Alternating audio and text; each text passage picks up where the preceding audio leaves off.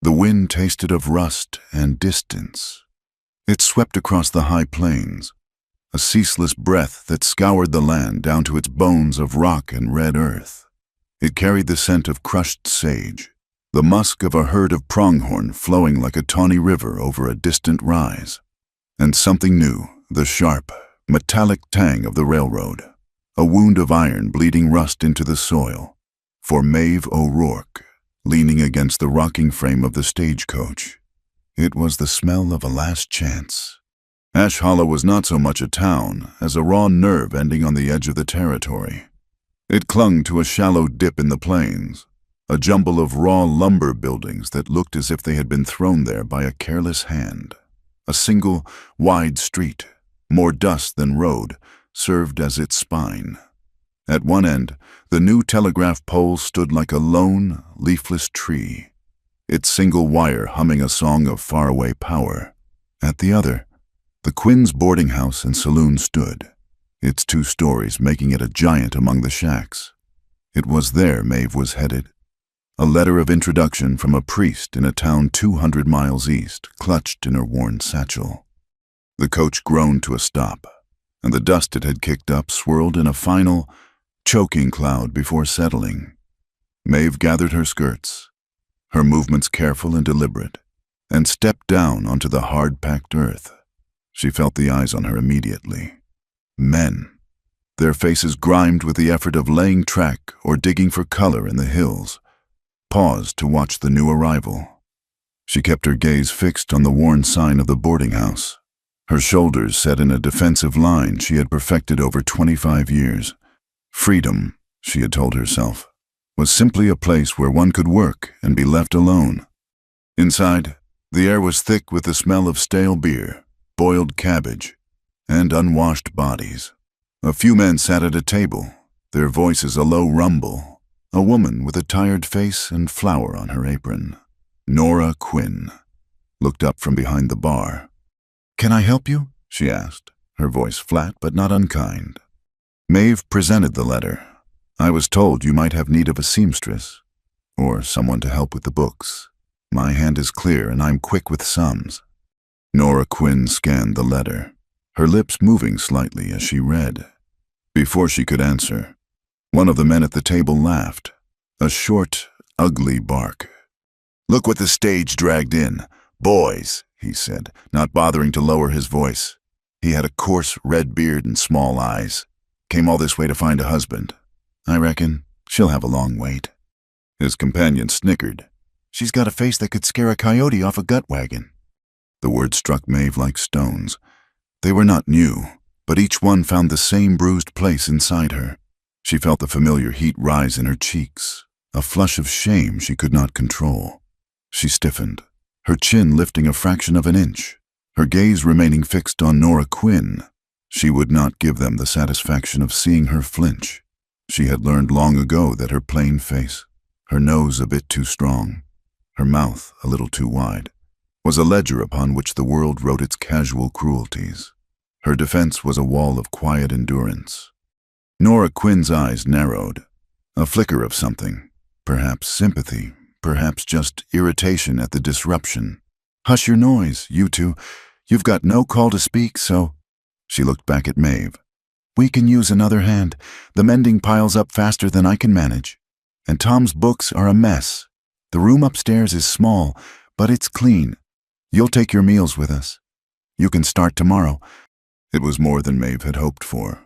A room, work, a small measure of shelter from the wind and the world. "Thank you, ma'am," she said, her voice quiet but steady. The words of the men still hung in the air, clinging to her like the red dust. She followed Nora up the creaking stairs, acutely aware of her own form, feeling clumsy and exposed. Freedom, she thought with a twist of bitterness, was still a long way off. Later that afternoon, the simmering tension of the town boiled over. A man on a lathered horse galloped down the main street, shouting, "Wagon train, the supply wagon from Fort Laramie hit about 5 miles out." The saloon emptied in a rush. Men poured into the street, their faces a mixture of alarm and a kind of grim excitement. Maeve watched from the second-story window of her new room, a small square that looked out over the main thoroughfare. The rider, a freight man named Peters, was surrounded. It was them Lakota, he gasped, clutching a bloody arm. Came out of the rocks, whooping and hollering. Arrows flying everywhere. They took everything. Flour, bacon, whiskey. All of it. A dark murmur ran through the crowd. The name Lakota was spoken like a curse. It was a familiar story, a convenient explanation for every misfortune that befell the town. Lost cattle, a dry well, a sudden storm. It was all laid at the feet of the people who had lived on this land for generations. Sheriff Clay Harlan pushed his way through the crowd. He was a big man with a florid face and an air of importance that seemed too large for his dusty star. "Now, calm down, everyone," he boomed, though he did nothing to lower his own voice. "I'll form a posse. We'll ride out at first light and teach those savages a lesson." A cheer went up. The men were eager for a fight, for a simple target for their fears and frustrations. Maeve watched them, a cold knot forming in her stomach. It was too easy, too quick. The freight man's story felt rehearsed. As dusk settled, painting the sky in bruised shades of purple and orange, Maeve found she could not stay in her small room. The air was too close, her thoughts too loud. She went downstairs and slipped out the back door of the boarding house, seeking the cool evening air. She walked past the woodpile and the rain barrel, toward the relative quiet behind the stables. It was there she heard the voices, low and conspiratorial, drifting from the narrow space between the stable and the blacksmith's forge. She froze, pressing herself into the shadows of the building. "The story is holding," a smooth, cultured voice said. It was a voice that did not belong to a prospector or a railroad hand. She recognized it as belonging to Elias Pike, the man who was financing the new rail spur, a man who moved with the predatory grace of a wolf in fine clothing. Peters earned his bonus. Another voice, rougher, replied. He almost believed it himself by the time he rode in. "Belief is not required. Performance is," Pike said coolly. "Sheriff Harlan will make a good show of it tomorrow. He will find the tracks we left for him, and the broken arrows. When the railroad agent arrives, he will find a town under siege, a clear case of depredation. The insurance will cover our losses tenfold, and the territorial governor will have no choice but to authorize the removal of the Lakota from the valley. Their land is far more valuable with track running through it." Maeve's blood ran cold. It was a lie. All of it. A calculated, venomous lie designed to steal and dispossess. She had stumbled upon the rot at the heart of Ash Hollow. She felt a tremor of fear, sharp and sickening. Pike was not just a bully in a saloon. He was a man who moved sheriffs and governors like pieces on a board. She backed away slowly, her heart hammering against her ribs. A loose stone shifted under her foot, a small sound, but in the stillness of the evening, it sounded as loud as a gunshot. The voices stopped. Maeve did not wait. She turned and fled, her skirts catching on the rough wood of the stable wall. She did not look back, but she felt their eyes on her, felt the sudden, chilling weight of their attention. She scrambled through the back door of the boarding house, her breath coming in ragged gasps, and hurried up to the safety of her room. She sat on her narrow bed in the darkness. The door bolted and tried to calm the frantic beating of her heart. What could she do? Go to the sheriff? Harlan was Pike's man. Tell Nora or Tom Quinn. They were good people, but they were afraid, trying to survive like everyone else. She was alone, a stranger with a plain face nobody would trust, holding a truth so dangerous it could get her killed. The fear did not subside. As the night deepened, it sharpened into a certainty. Pike would not leave a witness. He could not afford to. The silence of the town outside her window was no longer peaceful. It was menacing. Every creak of the floorboards in the hallway, every gust of wind against the glass, was a threat. She knew she could not stay in the room. A perfect trap. She had to move, to find a place to hide until she could think. Unlatching her door, she crept down the stairs, which groaned under her weight. each sound an agony of suspense. The main room was empty, lit by a single guttering lamp. She slipped out the front door into the cold, empty street. The moon was a sliver, offering little light. Shadows lay thick and deep between the buildings. She started toward the livery, thinking she might hide in the hayloft. But then she heard it, the soft crunch of boots on the dusty street behind her. Not one set, but two. Panic seized her. She began to walk faster, her stride clumsy with fear. They matched her pace. She broke into a run, her only thought to reach the edge of town, to lose them in the rocks and scrubland that began where the last shack ended. The air burned in her lungs. She could hear them closing the distance, their steps confident and unhurried. They were toying with her. She risked a glance over her shoulder and saw their silhouettes, two large men moving with grim purpose. She reached the end of the street and scrambled into the darkness of the open country. Thorny bushes tore at her dress and scratched her skin. She stumbled on the uneven ground, falling hard. A sharp pain shot through her arm as it scraped against a rock. They were on her then. A hand grabbed her shoulder, spinning her around. In the faint moonlight, she saw a cruel face, a glint of metal.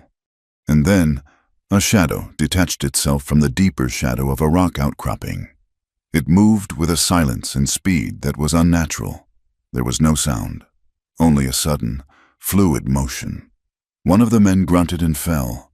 The other turned, startled, and a long, dark shape arced through the air, catching him on the side of the head. He crumpled without a sound. Maeve stared, breathless, at the figure who stood over the fallen men. He was tall and lean, dressed in buckskin.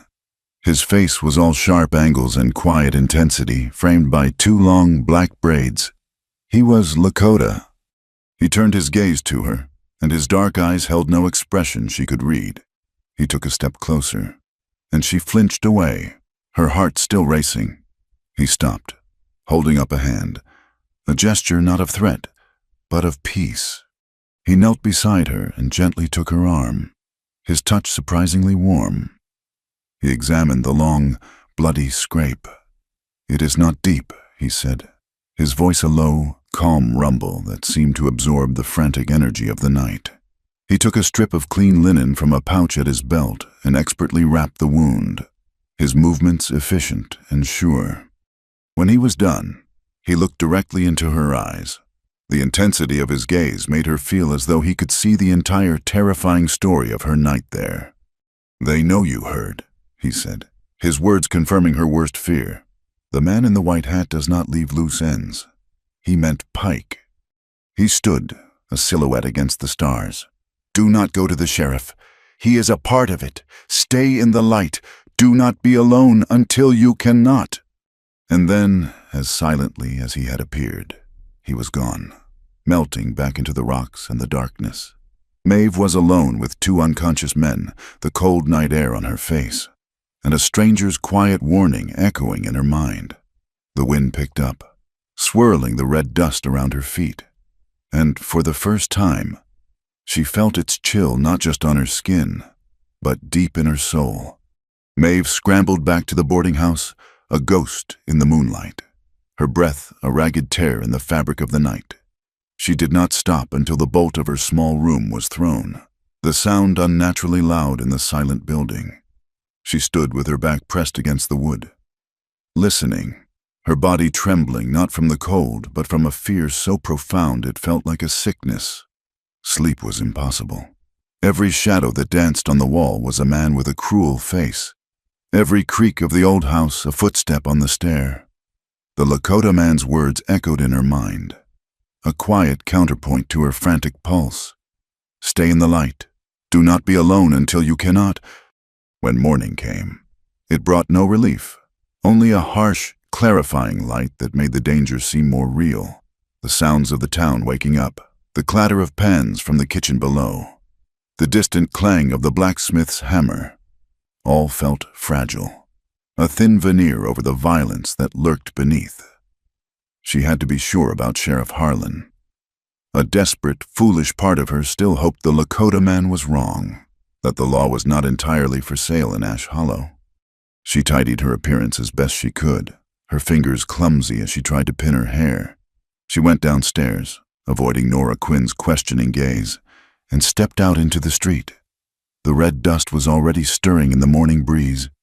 She walked with a purpose she did not feel toward the sheriff's office, a squat building with a single barred window.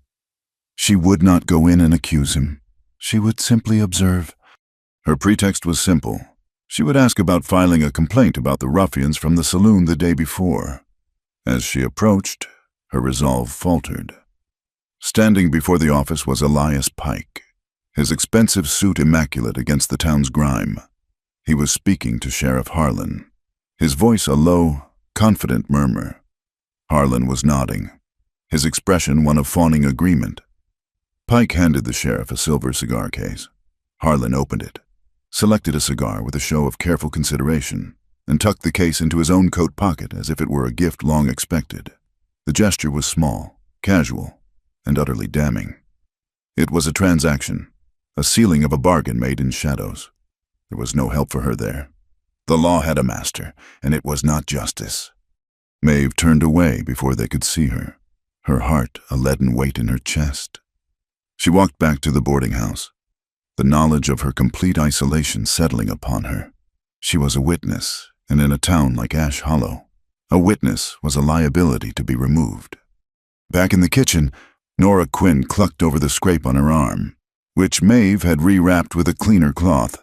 Nora was a decent woman, caught in the currents of this place, trying to keep her family afloat. Maeve could not bring herself to burden her with this dangerous truth.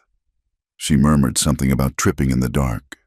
Finn, the Quinn's 17-year-old son, was sweeping the floor nearby. He was a lanky boy, all sharp angles and nervous energy, caught in that uncertain space between boy and man. As Nora tended to another task, Maeve leaned against the wall, the full weight of her situation pressing down on her. She whispered the words to herself, a bitter confirmation. Harlan is Pike's man. The broom clattered to the floor.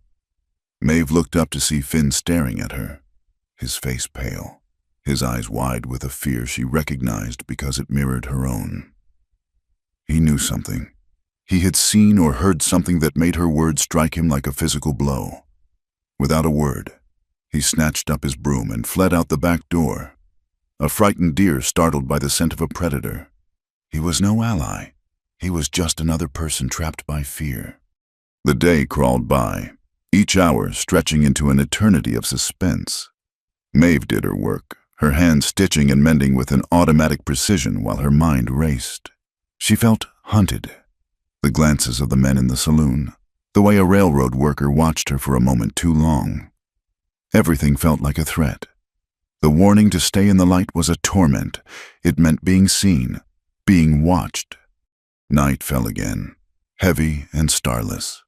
A storm was brewing on the horizon, the air thick with an unspoken promise of violence. Maeve retreated to her room, but it no longer felt like a sanctuary. It was a cage.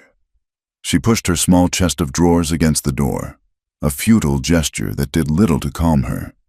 She sat on the bed, fully clothed, listening. A soft scraping sound came from the window. Maeve leaped to her feet, her heart seizing. It was not the sound of a man trying to force his way in. It was small, insistent, a pebble striking the glass. She crept to the window, peering through a crack in the curtains. Below, a figure stood in the deep shadow of the alley. It was him, Chaska. She carefully unlatched the window and slid it open a few inches. The night air was cool on her face. He spoke without looking up, his voice barely a whisper. Yet it carried clearly. Pike's men are watching the front and the back. They are waiting for the town to sleep. The choice was not a choice at all.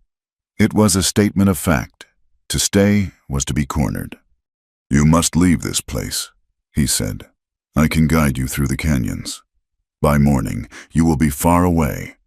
The thought of going into the wilderness with this man, a stranger, was terrifying.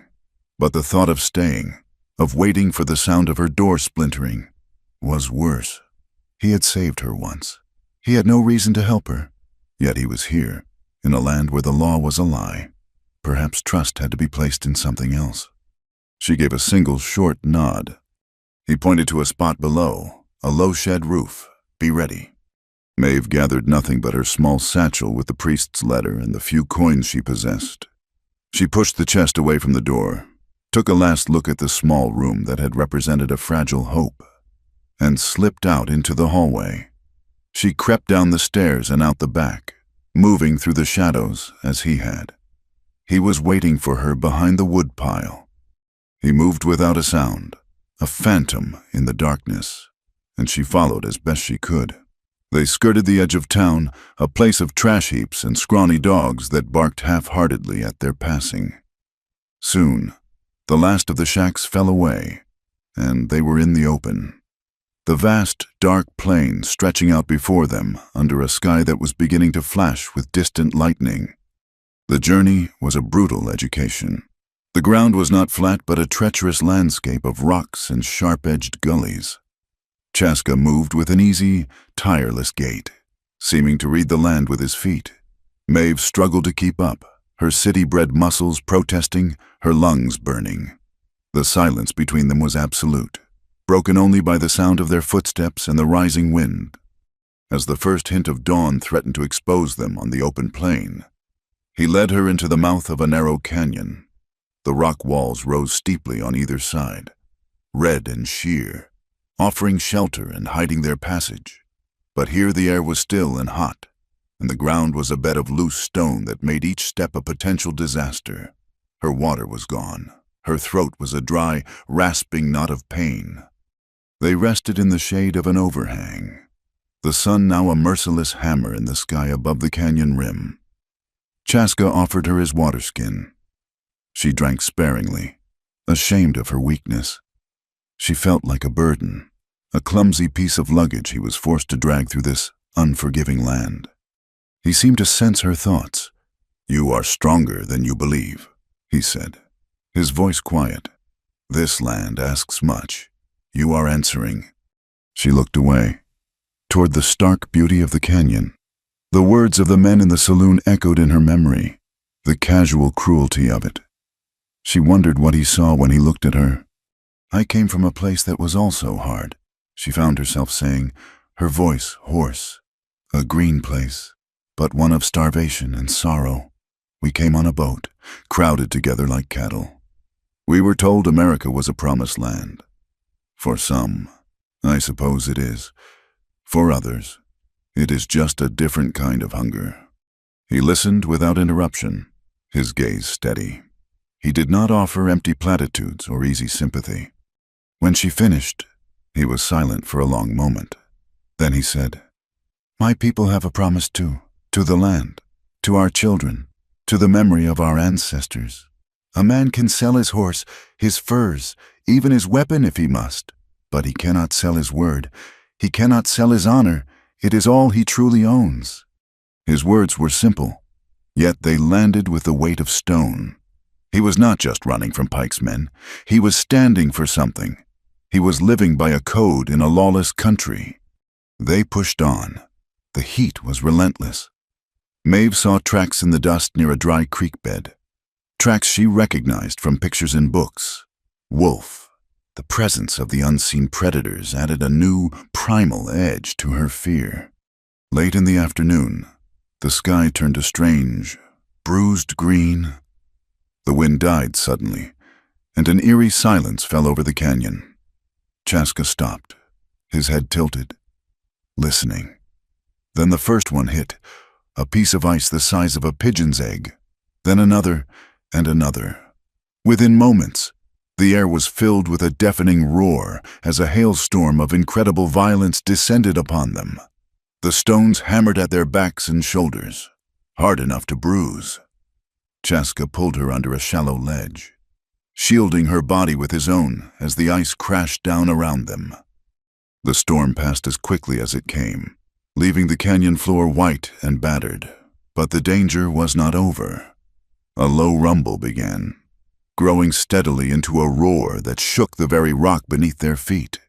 A flash flood. The dry wash at the bottom of the canyon was now a churning, muddy torrent, a brown monster devouring everything in its path. And they were on the wrong side of it. The flood separated them from the only scalable path out of the canyon. They were trapped. Maeve stared at the raging water, a fresh wave of despair washing over her. Chaska did not waste time. He scanned the opposite bank, his eyes searching. He pointed to a thick, gnarled juniper tree, its roots clinging tenaciously to the rock face. He uncoiled a long, braided leather rope from his shoulder. He said, "The root will hold." He tied one end securely around his waist. He threw the other end across the torrent. It fell short. He recoiled it, his movements fluid and economical. The second time, the loop snagged on a thick branch of the juniper. He pulled it taut, testing it with his full weight. It held. He looked at Maeve. "You will cross first. Hold the rope. Do not look down. I will hold you from this side." She looked at the churning water, at the thin rope, and then at him. She was afraid she would slip, that her weight would pull them both into the deadly current. She was a burden, a weakness that would be his undoing. Her fear must have shown on her face. He spoke again, his voice calm and firm in the roar of the water. "I will not let you fall." She took a deep breath and grabbed the rope, the wet leather rough against her hands. She stepped into the water. The current was immensely powerful, sucking at her legs, trying to tear her from her feet. The icy water soaked her to the bone. She kept her eyes on the juniper root, her knuckles white as she pulled herself along, hand over hand. The roar of the water filled her ears. Halfway across, her foot slipped on a slick rock. She cried out as the current swept her legs out from under her, but the rope held. She felt the unyielding anchor of Chaska's grip from the bank, steadying her, giving her the strength to find her footing again. She reached the other side, collapsing onto the rocky bank, soaked, shivering, and exhausted. She turned to watch him. He untied his end and, with a powerful leap, launched himself across the gap, using the rope to swing to her side with a grace that stole her breath. He landed lightly beside her. The floodwaters raged on, but they were safe. The storm was over. They sat in silence for a long time, side by side, catching their breath as the adrenaline slowly subsided. He had not let her fall. In a world of lies and shifting loyalties, that one simple truth was a rock to cling to. The decision to return was not born of courage, but of a cold, hard certainty. To keep running was to be forever hunted. Elias Pike was not a man who would simply forget.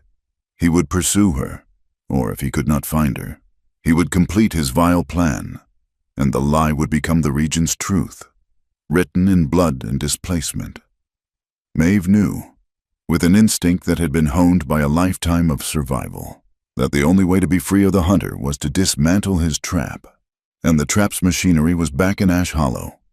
She explained it to Chaska as they sat watching the sunrise paint the canyon walls in hues of rose and gold. Her voice was low, devoid of the tremors she felt inside.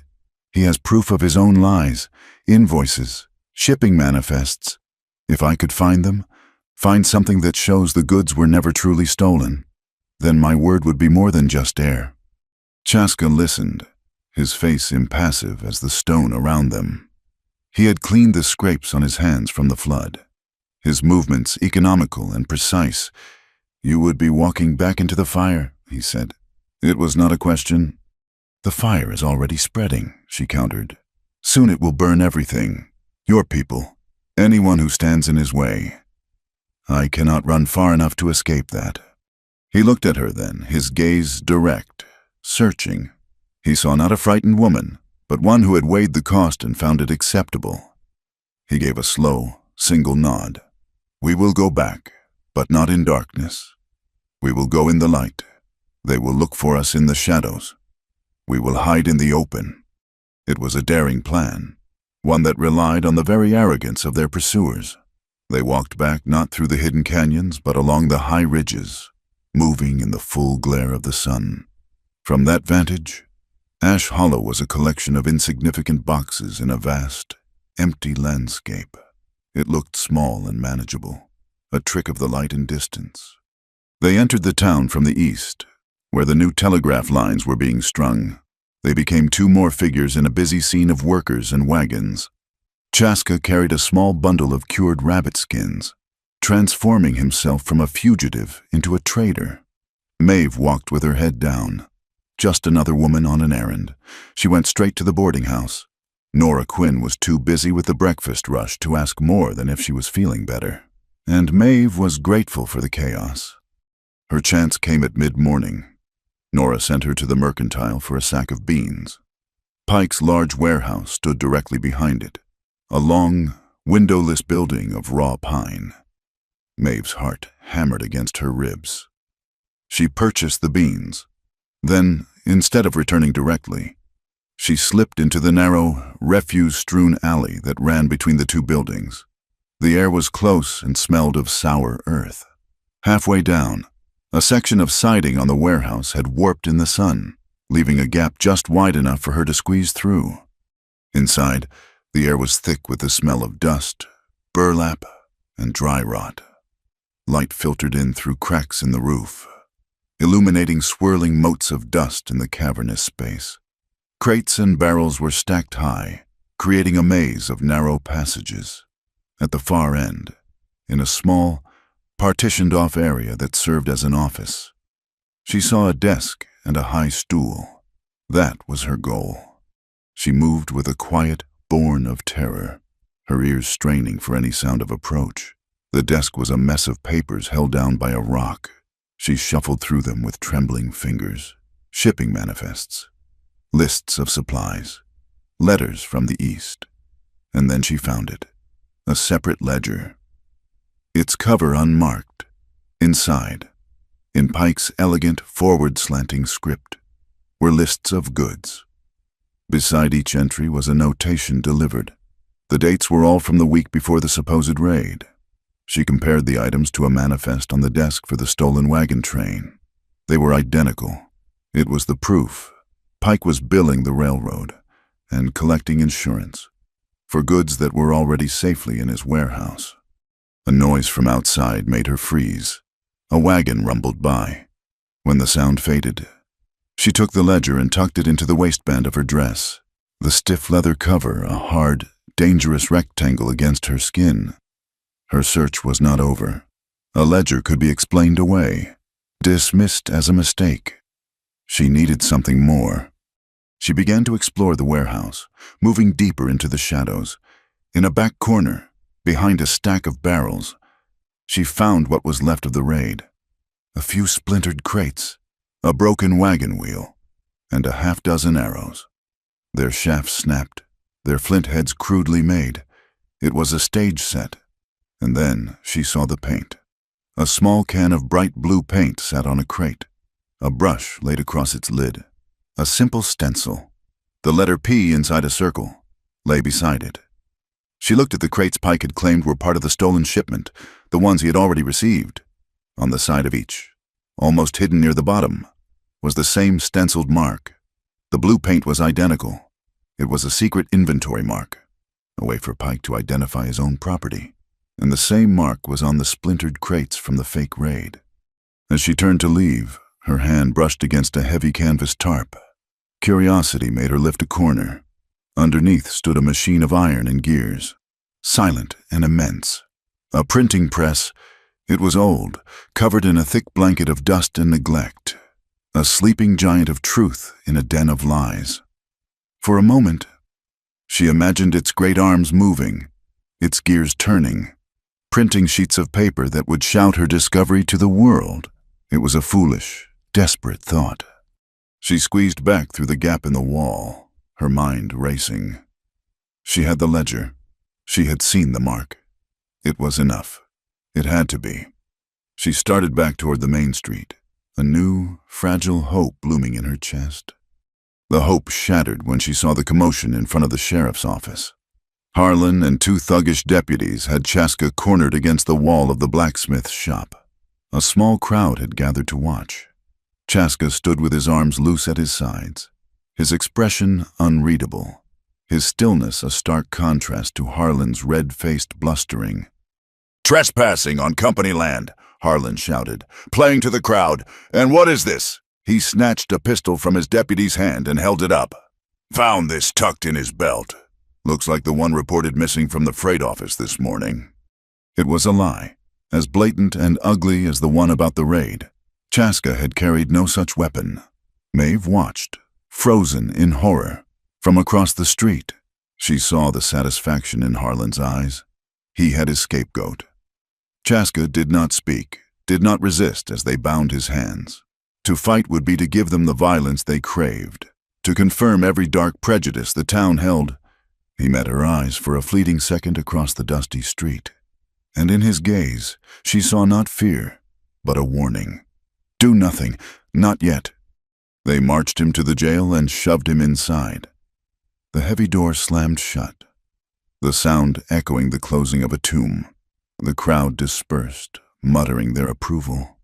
Justice in Ash Hollow was swift and blind. Maeve felt hollowed out, the ledger against her skin now feeling like a block of ice. She stumbled back to the boarding house, her victory in the warehouse turned to ash in her mouth. She needed to think, to find a place of quiet, but the moment she pushed open the saloon door, she knew that would be impossible. The room was crowded, the air thick with smoke and the triumphant buzz of the mob. The two men who had mocked her upon her arrival were at the bar, drunker and louder than before. One of them saw her and a malicious grin spread across his face. "Well, look here," he bellowed, silencing the room. Her savage got himself caged, so she comes crawling back. Did not take you long to run out of wilderness to hide in. Every eye in the room turned to her. She was a specimen, a thing to be examined and judged. "What is the matter?" the other man sneered, stepping toward her. "Was he not man enough for you, or did you just not like the fleas?" Laughter, sharp and cruel, filled the room. Maeve stood her ground, her chin high, her hands clenched into fists at her sides. She would not let them see her break. The first man, emboldened by the crowd, reached out and grabbed her arm, his fingers digging into the flesh above her elbow. "Come on now, no need to be shy. We can show you what a real man is like." Panic, cold and sharp, lanced through her. She tried to pull away, but his grip was like iron. The circle of faces around her was a blur of leering grins and empty eyes. "That is quite enough. Mr. Henderson." The voice was female, calm, and cut through the noise like a surgeon's scalpel. The crowd parted. Standing there was a woman in a simple but well-made traveling suit, her hair pinned up with a severe efficiency. She carried a black leather bag. It was Dr. Lillian Ames, the town's only physician, a woman who had come west to practice medicine, not to find a husband, a fact that both impressed and unsettled the men of Ash Hollow. Henderson released Maeve's arm as if it had suddenly become hot. He shuffled his feet. "Just having a bit of fun. Dr. Ames." "Your idea of fun is tiresome," the doctor said, her gaze cool. "Miss O'Rourke, are you quite all right?" Maeve could only nod, her voice caught in her throat. Dr. Ames placed a steadying hand on her other arm. "Come, I believe you have had enough of this establishment for one day." She began to lead Maeve toward the stairs, the men shuffling back to make way, their bravado gone. As they passed a table near the back, a man stood to wipe it down with a rag. It was Sam Crow, a former slave who worked odd jobs for the railroad and the saloon, a man who moved through the town with a quiet invisibility. He did not look at her, his eyes fixed on the tabletop, but as she passed, his voice reached her, a whisper as soft as the rustle of dry leaves.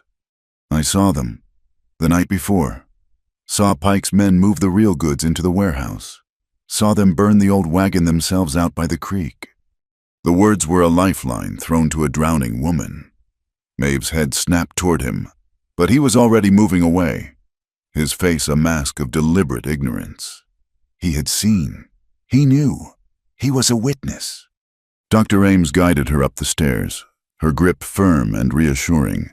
She said nothing of the whispered exchange, a silence that spoke of a deep and knowing discretion.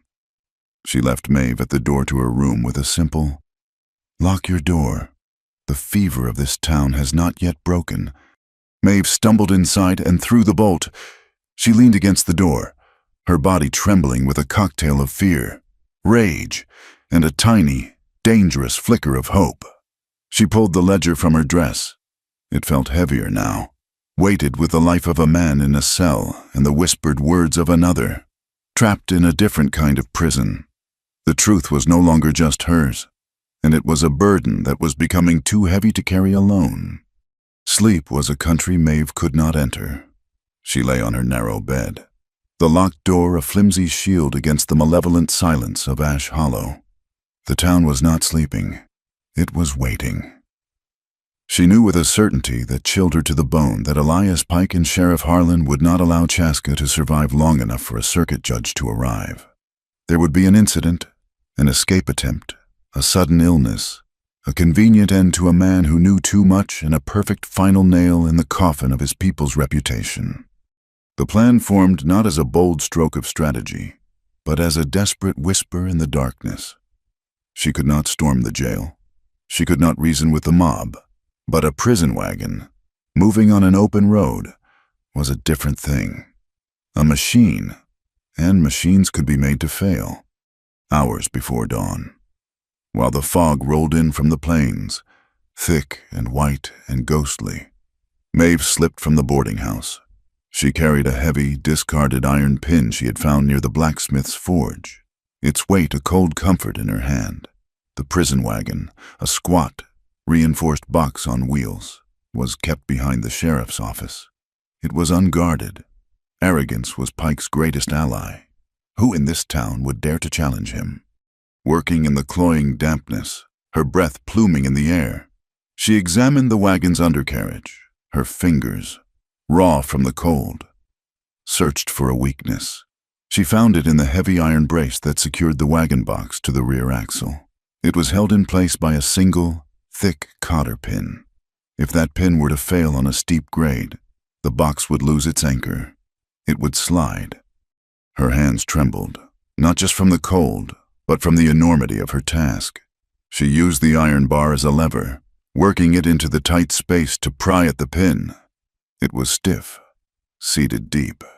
Sweat beaded on her forehead, mingling with the fog's dampness. For a heart-stopping moment, she thought it would not move. Then, with a low groan of stressed metal, it shifted. She did not remove it entirely.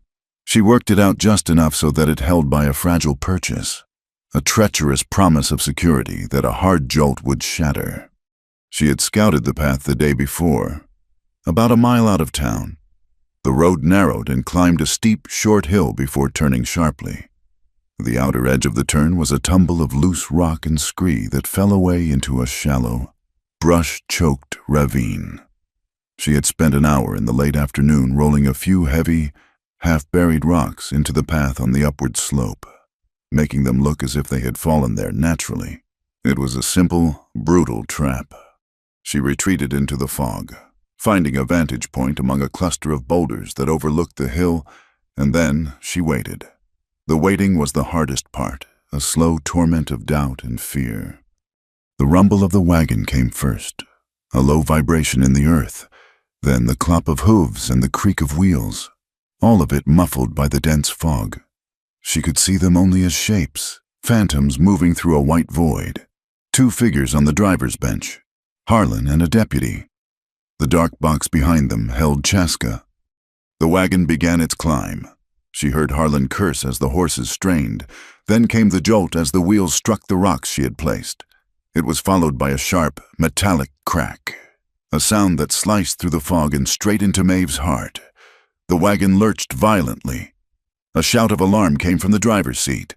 The wagon box, its rear anchor severed, tilted backward, and with a grinding shriek of wood and metal, it slid off the undercarriage. It crashed down onto the road, tumbling end over end into the ravine with a final, splintering impact. The horses screamed and plunged, fighting the weight of the now unbalanced undercarriage. Harlan and his deputy were thrown from their seats, their shouts a mixture of pain and confusion. For a moment, there was only chaos, then a single gunshot, then another, fired blindly into the whiteout. Maeve did not wait to see more. She scrambled from her hiding place and ran, not toward the crash, but toward a prearranged meeting point they had silently agreed upon with a single glance the day before. A lone, twisted juniper tree on a distant ridge. He found her there as the fog began to burn away under the rising sun. He moved from the rocks like a spirit, silent and sudden. He was alive. He was free.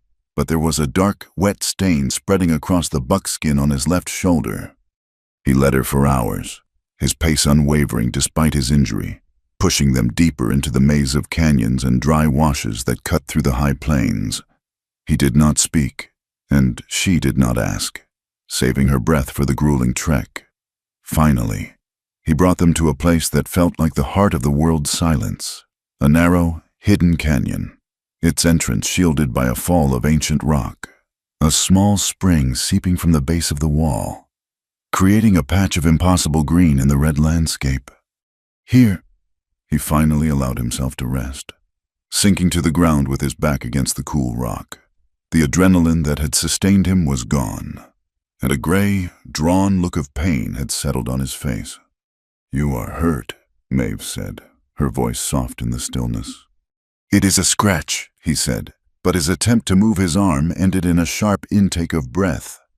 "Let me see. It was not a request." He hesitated, then gave a slow nod. Maeve knelt beside him. With gentle fingers, she tore the fabric of his shirt to expose the wound. A bullet had grazed him, plowing a deep, raw furrow through the flesh and muscle of his shoulder. It was bleeding sluggishly. The cloth stuck to the wound. She took the clean strip of linen she had used for her own arm, dipped it in the cold, clear water of the spring, and began to clean the injury. Her movements were steady and focused, her touch gentle. He was still, his jaw tight, but he did not pull away. In that small, quiet space, with the sun warming the rocks around them, an unspoken trust flowed between them. It was in the way he allowed her to care for him, and in the careful way her fingers worked, trying to bring him comfort, not pain. When she had cleaned and bandaged the wound as best she could, she sat back on her heels.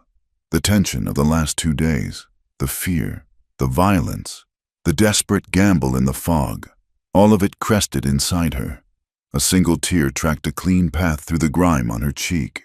Then another. Soon, her shoulders were shaking with silent, racking sobs. It was a grief that went deeper than the immediate danger. It was the accumulated sorrow of a lifetime. "They do not see me," she whispered, the words torn from a place she kept locked away. "When they look at me, the men in the saloon, the people in every town I have ever been in, they see something to be scorned, a face to be laughed at.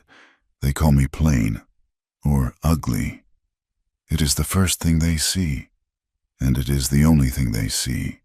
It is like being a ghost that everyone can mock."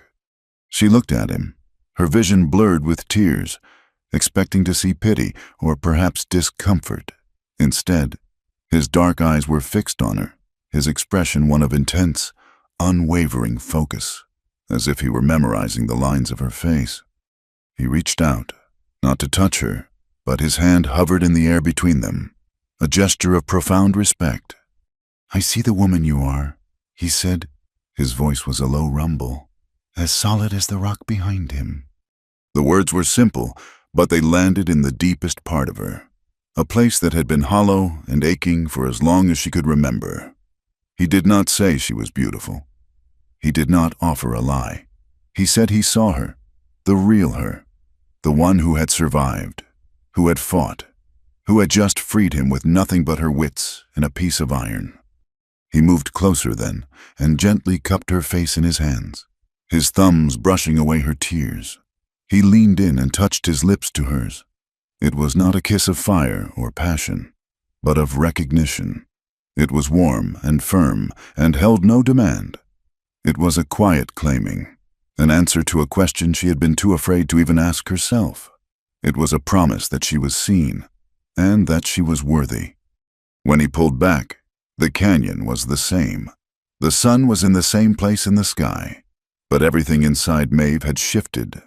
The wall she had so carefully built around her heart had a door in it now, and he had just walked through. "Pike will not stop," she said, her voice still thick with emotion. "They will hunt us." "Let them hunt," Chaska replied. "We are no longer the prey." "I will not be a burden to you," she insisted, a flicker of the old fear returning. He took her hand, his fingers lacing through hers. His grip was strong. "We carry this together now," he said, his gaze meeting hers. "Through the storm, through the bullets. We do not leave the other behind." It was a vow, made in the heart of the wilderness, witnessed only by the ancient, silent rocks. They were two people, a dispossessed warrior and a woman the world had discarded, and they had only each other. For a few hours, the canyon was their sanctuary. They shared the last of their dried meat and drank from the spring. A quiet peace settled between them, a fragile thing in a violent world. But as the afternoon sun began to dip toward the high canyon walls, casting long shadows on the ground, Maeve saw Chaska stiffen. His gaze was fixed on the far ridge, a hard, focused line. She followed his eyes. At first, she saw nothing but rock and sky. Then she saw it, a tiny flicker of light, impossibly bright, the sun glinting off something metal. A rifle barrel. A lone rider, a dark speck against the horizon, was watching their sanctuary. The hunt had already begun. There was no time for words. The glint of light from the ridge was a death sentence written in the language of the sun. Chaska was moving before the light had faded, pulling Maeve to her feet, his grip like iron on her arm. His face was a mask of cold fury and calculation. The sanctuary was gone. The hunt was on. He did not choose an easy path. He led her away from the spring, scrambling up a steep wall of fractured rock that would have been difficult for a goat. He moved with a focused, desperate energy, his injured shoulder a liability he simply ignored. Maeve followed, her lungs burning, her muscles screaming in protest. The quiet intimacy of the canyon felt a world away, a dream shattered by the harsh reality of their flight. Behind them, shouts echoed off the stone walls. They had been seen, 3 riders fanning out at the mouth of their hidden canyon, beginning the slow, patient work of tracking them. Chaska pushed the pace, leading them into a vast, desolate field of boulders, a chaotic jumble of stone the size of small cabins. It was a place designed to break an ankle or twist a knee, a landscape that offered 1,000 places to hide and 1,000 places to be trapped. The sky, which had been a clear, unforgiving blue, began to curdle, turning the color of a fresh bruise. A cold wind whipped through the rocks, carrying the smell of rain. The first drops were fat and slow, kicking up puffs of red dust. Then the heavens opened. A cold, driving rain began to fall, turning the world into a gray, streaming blur. It soaked them in seconds, plastering their clothes to their skin, chilling them to the bone. The rain was a blessing and a curse.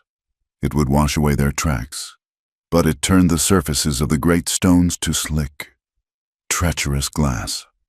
They pressed on, slipping and sliding, their hands raw from gripping the wet, gritty rock. Once, Chaska's foot went out from under him, and he landed hard, a sharp, ragged gasp of pain escaping his lips as his wounded shoulder took the impact. Maeve was at his side instantly, helping him up, her face a mask of concern. He did not acknowledge the pain, his eyes already scanning the rocks ahead, searching for the next handhold, the next path. The pursuers were closer now. Their dark shapes moved through the gray curtain of rain, less certain on the slick terrain, but still advancing, still relentless. They were being herded, pushed toward a high, sheer rock face that offered no escape. They found themselves on a wide, flat ledge, a dead end. Below them was a 30-foot drop. Above, a sheer, unclimbable wall. To their left and right, the boulder field. And coming through the boulders, taking his time now, was one of Pike's men, a rifle held at the ready. He was a thick, bearded man, his face set in a grim expression of satisfaction. He had them. Chaska pushed Maeve behind him, his body a shield. He held only a knife. The man raised his rifle, the rain dripping from the brim of his hat. He was in no hurry. He was enjoying the moment. "Nowhere left to run," he called out, his voice rough. In that instant, Maeve saw it. Tucked into the back of Chaska's belt was the pistol Harlan had used to frame him, the one Chaska must have taken from the deputy in the chaos of the crash. Her mind, which had been a storm of fear, suddenly became icily calm. She had seen her father shoot rabbits back in Ireland, a lifetime ago. She remembered the stillness, the slow breath, the gentle squeeze. She pulled the heavy pistol from Chaska's belt. He glanced at her, his eyes questioning, but he did not stop her. The weight of it was immense, a solid piece of deadly iron. She raised it with both hands, the barrel shaking. She looked at the man, at his cold eyes, and knew she could not kill him. But his horse, a big roan, stood a few feet to his left, nervously shifting its weight on the wet stone. Maeve took a slow breath, held it, and squeezed the trigger. The explosion was deafening, echoing off the rock walls. The pistol bucked in her hands. The horse screamed, a high, terrifying sound, and reared, its front legs lashing the air. It stumbled sideways on the slick rock, its legs going out from under it. The rifleman, caught by surprise, was thrown from the saddle, his weapon clattering on the stones. He landed with a sickening thud and did not move. The other two riders, hearing the shot and the horse's scream, paused in their advance. Chaska did not waste the moment Maeve had bought them.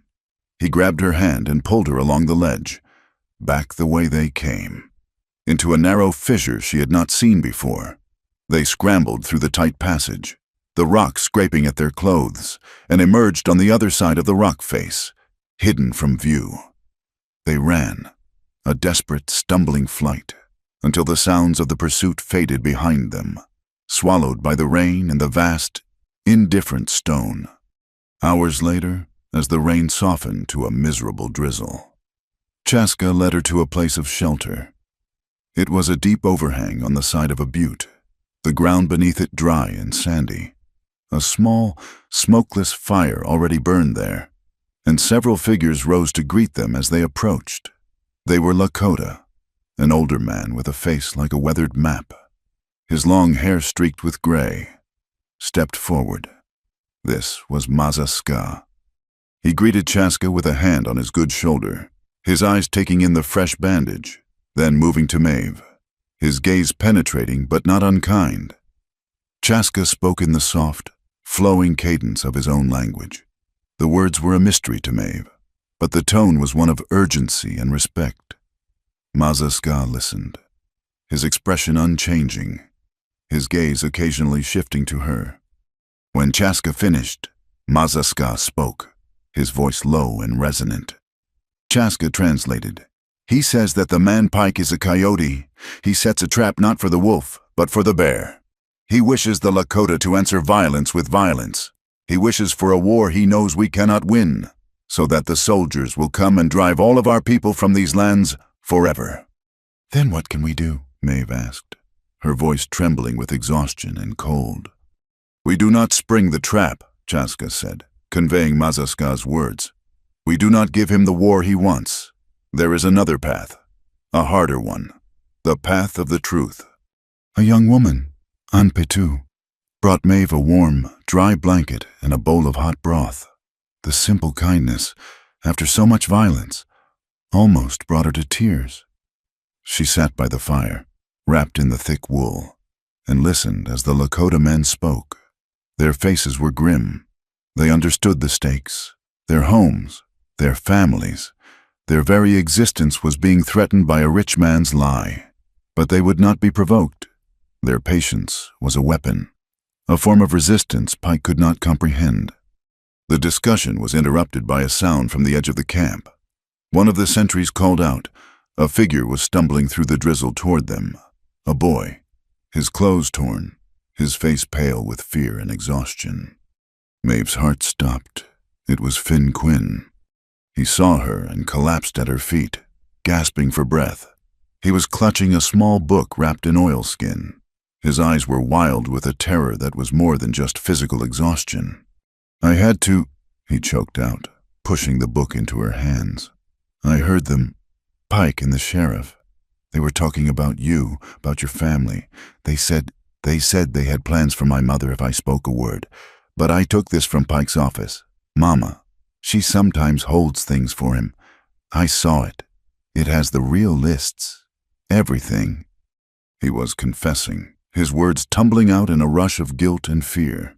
He had done a brave, foolish, terrible thing. Before Maeve could even process what he was saying, a single, sharp crack echoed from the rocks above. It was not thunder. It was a rifle shot. Finn cried out, a short, sharp sound of surprise, and arched his back. He crumpled forward onto the sandy ground. A dark, wet patch blossomed on the back of his thin cotton shirt, spreading with horrifying speed. Chaos erupted. The Lakota were instantly in motion, not attacking, but defending, pulling back into the deeper cover of the overhang, their own weapons appearing in their hands. Chaska threw himself in front of Maeve, shielding her, his eyes scanning the rimrock for the shooter. Maeve knelt beside Finn, her hands hovering over him. Useless. The oilskin book had fallen from her grasp. She could only stare at the boy, at his pale face, at the blood that was now beginning to pool on the ground beneath him.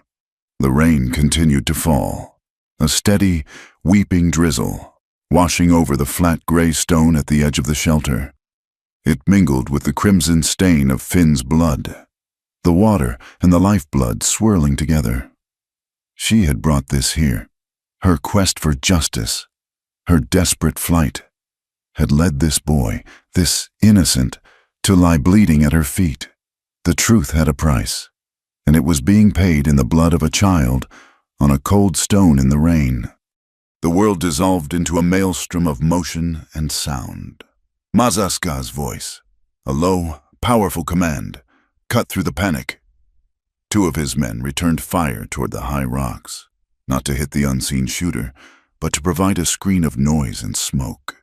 Chaska, his face a granite mask of pain and fury, grabbed Maeve and pulled her into the deepest part of the rock overhang. The bullet had come for him. He knew, but it had found the boy instead. Enpetu and another woman were already at Finn's side, their movements deft and practiced. They turned him gently. The exit wound was a ragged, terrible thing in his chest. He was alive, but only just. His breath a shallow, hitching whisper. Guilt, sharp and suffocating. Seized Maeve. This was her fault. Her pursuit of the truth had led this boy into the path of a bullet meant for her or Chaska. There was no time for grief. The sniper's shot was not an ending. It was a signal. Pike's men knew where they were. They had to move, and they had to move now. Mazaska gave the order.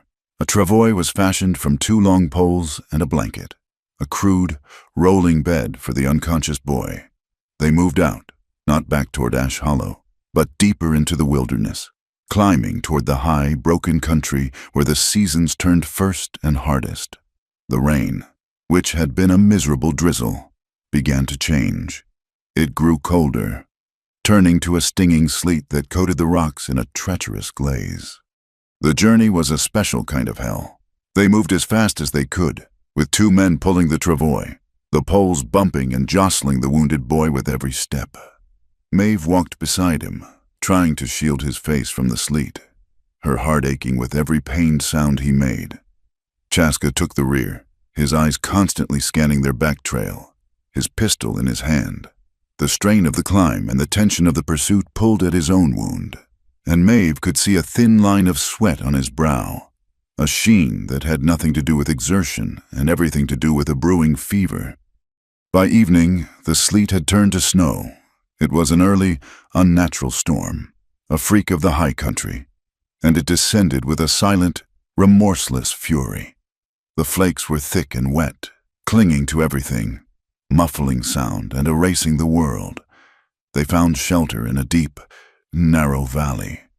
A box canyon with walls so high they seemed to hold up the heavy, gray sky.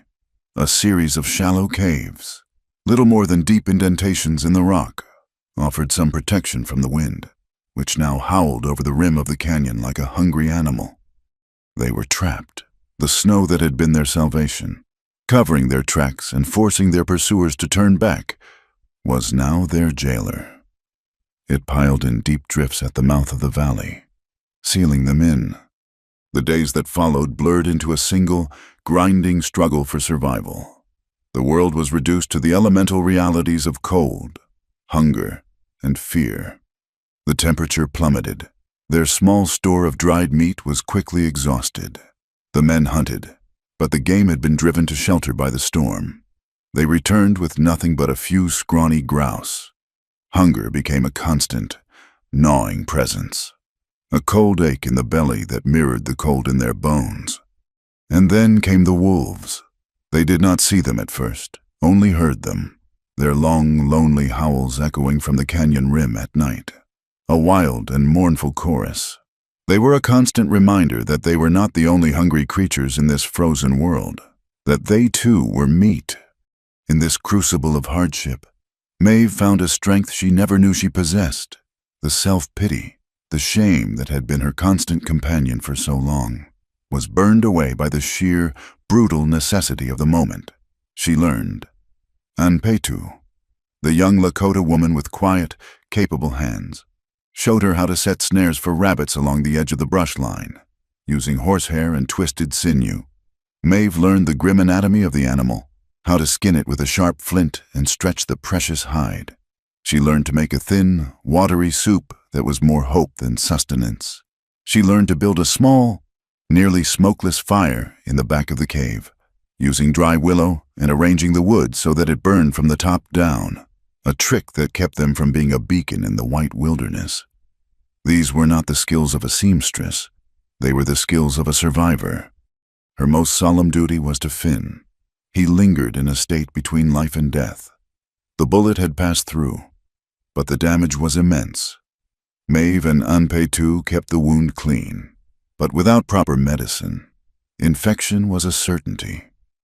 Maeve sat with him for hours, wiping his brow with a cool, damp cloth, whispering to him, telling him stories of the green hills of her home, a place as far from this frozen desolation as the moon.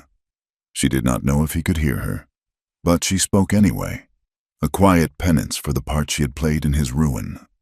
The second blow fell on the fourth day. Chaska's fever, which had been a low, simmering fire, finally erupted. His wound was hot and swollen, an angry red that spoke of the poison spreading through his blood. By nightfall, he was delirious, his mind lost in a landscape of fragmented memories and shadows. He spoke in his own language, his voice a hoarse rasp, and in his fevered dreams, he fought old battles, his good arm lashing out at enemies only he could see. Maeve's world shrank to the confines of the small cave. Mazaska and the others kept their distance, their faces grim, a silent acknowledgement of the fragility of life. Now, both the boy and the warrior were in her care. She sat between them, a solitary guardian, moving from one to the other, cooling their brows, forcing sips of water between their cracked lips. Hope was a flickering ember, and the wind blowing through the valley was doing its best to extinguish it. In the long, desperate hours, when the only sounds were the howling wind and the labored breathing of the two men, Maeve pulled out the small, oilskin-wrapped book Finn had given her, Pike's Ledger. She untied the covering. Inside, the pages were filled with his precise, damning script. It was all there, the true inventories, the secret marks, the architecture of his great lie. She had to do something more than just survive. If they died here, if the wolves or the cold or the fever claimed them all, the truth could not die with them. She found a piece of charcoal from the fire and, on the blank pages at the back of the ledger, she began to write. Her fingers were stiff with cold, her handwriting a clumsy scrawl, but the words poured out of her. She wrote of the conversation she had overheard behind the stable. She wrote of Sheriff Harlan's complicity. She wrote of Sam Crow's whispered confession. She wrote down everything, a testament for a world that might never read it. As she wrote, the image of the old, dusty printing press in Pike's warehouse rose in her mind, a sleeping giant, a voice for the truth. If only it could be woken. Writing was an act of faith, a single candle lit against an overwhelming darkness. On the 6th day, a figure appeared at the mouth of the valley. It was a lone rider, moving slowly through the deep snow on a sturdy mountain pony. One of Maza Ska's men raised a rifle, but another lowered it, his voice sharp with disbelief. The rider was a woman. It was Dr. Lillian Ames. She was bundled in furs, her face red from the wind, her expression one of grim determination. Slung over her saddle was her black medical bag. She had come through the storm, a journey that would have tested the strongest man, armed with nothing but her knowledge and her will. Sam Crow, she explained as Maeve helped her from the pony, had seen them flee into the high country. He did not trust the law, but he trusted the doctor. He had gone to her in the night, and she had set out at first light, before the worst of the storm hit, following the trail until the snow had erased it, and then simply pushing on, trusting her instincts and the general direction Sam had given her. She wasted no time. She knelt beside Finn, her examination swift and sure. "He is young. He is strong," she said, her voice a balm of professional calm. "But the infection is deep." She opened her bag and took out a bottle of carbolic acid and clean bandages. Then she turned to Chaska. She assessed his fever, examined the angry wound. "This is bad," she murmured, "but not hopeless." She worked through the day and into the night, a quiet, efficient force of healing in the desperate cave. She lanced Chaska's wound to drain the poison, a brutal but necessary procedure. She cleaned Finn's injury with a powerful antiseptic. She administered laudanum for the pain and quinine for the fevers. She brought more than just medicine. She brought the quiet, unshakable authority of science into a place that had been ruled by primal fear. As she worked, she spoke in a low voice to Maeve. "Pike has consolidated his position. He and Harlan have convinced the town that the Lakota took you and their brave deputy, who they say was killed in the escape. They have sent for the territorial cavalry. They are using this to get everything they want." The news was a cold weight in Maeve's stomach. They were running out of time. The next morning, the world was transformed. The storm had broken. The wind had died. A brilliant, blinding sun shone from a sky of the purest blue, making the endless expanse of new snow glitter as if it were scattered with diamonds. The air was still and cold and clean. Inside the cave, Chaska's fever had broken. He was weak and pale, but his eyes were clear, and he knew where he was. Finn was still unconscious, but his breathing was deeper, more regular. They had survived. They had been tested by the fire of winter, and they had endured. The hope that had been a flickering ember was now a small but steady flame. The storm outside was over. Now, they had to prepare to face the one that was gathering in Ash Hollow. The journey back was a descent from a white purgatory into a world of mud and shadow. The great snow was melting under the relentless sun, turning the canyons into treacherous rivers of slush and the plains into vast, sucking mires. They left Finn in the care of Anpetu and another woman, his life a fragile flame that Dr. Ames had coaxed back from the edge of extinction. Maza Ska gave them his blessing, a solemn hand on Chaska's good shoulder. His path was to hold his people back from Pike's trap, to endure. Theirs was to go forward and dismantle it. Chaska, though his fever was gone, moved with a weary stiffness, a deep ache in his bones that the cold had settled into. Yet his eyes were sharp, missing nothing, reading the half-thawed earth for signs of their enemies. Dr. Ames proved as tireless on the trail as she was in a sick room, her resolve a thing of quiet, unbending steel. And Maeve, with Pike's ledger wrapped in its oilskin and tucked deep inside her worn coat, felt a new and unfamiliar sensation. It was not courage, for she was still terrified. It was purpose. A cold, clear purpose that burned brighter than her fear. They did not dare approach Ash Hollow by day. They waited in a rocky coulee miles from town as the sun set, painting the wet, bruised land in shades of violet and blood. Under the first pale stars, Chaska led them forward. They moved like ghosts, following the shallow depressions of buffalo trails, their footsteps making no sound on the damp earth. Their destination was the livery stable at the edge of town. Sam Crow was waiting for them in the deep darkness behind the building, the familiar smell of hay and horse a comforting anchor in the tense night. He was a silhouette, his face a knot of anxiety. He told them Pike was growing bolder, that he and the sheriff were planning a public hearing in 2 days to officially condemn the Lakota for the raid, for the death of the deputy, for everything. He spoke of the territorial cavalry, a name that hung in the air like the promise of an execution. Maeve explained their plan, her voice a low, urgent whisper. She spoke of the printing press, the sleeping giant in Pike's own warehouse. Sam Crow shook his head, his fear palpable. He said the warehouse was watched, but then Maeve showed him the ledger. She held it open in the faint starlight, and though he could not read the words, he understood what it was. He looked from the book to Dr. Ames, a woman he respected, and then to Chaska, a man he knew was innocent. A long, shuddering sigh escaped him.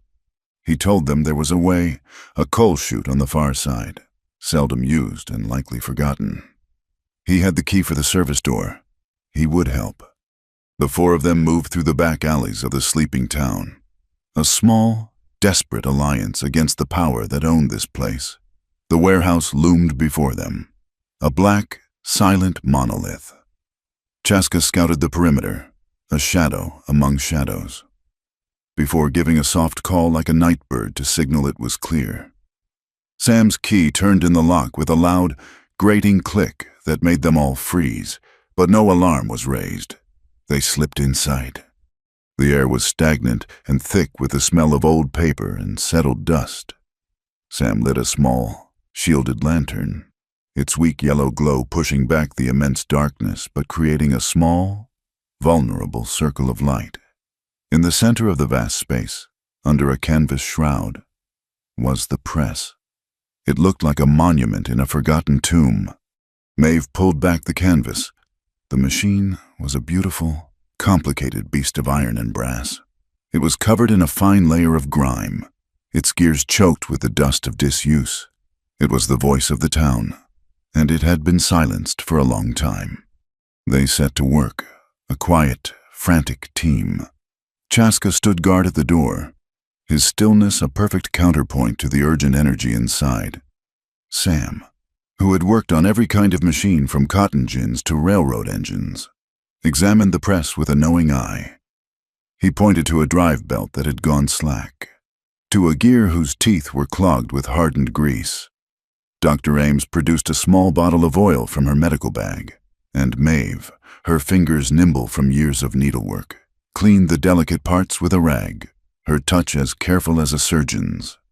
For an hour, the only sounds were the soft scraping of metal, the whisper of the rag, the low murmur of Sam's instructions. Finally, he nodded. He put his shoulder to the great flywheel. It resisted, groaning in protest. Then, with a shudder that ran through the whole machine, it began to turn. A slow, rhythmic clank and whir filled the space, the sound of a heart starting to beat again. It was the most beautiful music Maeve had ever heard. Now her work began. While Sam prepared the ink and paper, Maeve took out the compositor's stick and the heavy wooden cases of lead type. Her hands were cold, but her mind was clear. She began to set the words, picking each tiny metal letter from its compartment, arranging them into a mirror image of the truth. It was slow, meticulous work, a craft of patience and precision. She composed a simple, powerful message. At the top, in large, bold letters, she set the title, The Truth of Ash Hollow. Below, she laid out the facts, one by one, like stones in a foundation. She wrote of Pike's ledger, with its proof of goods delivered before they were ever stolen.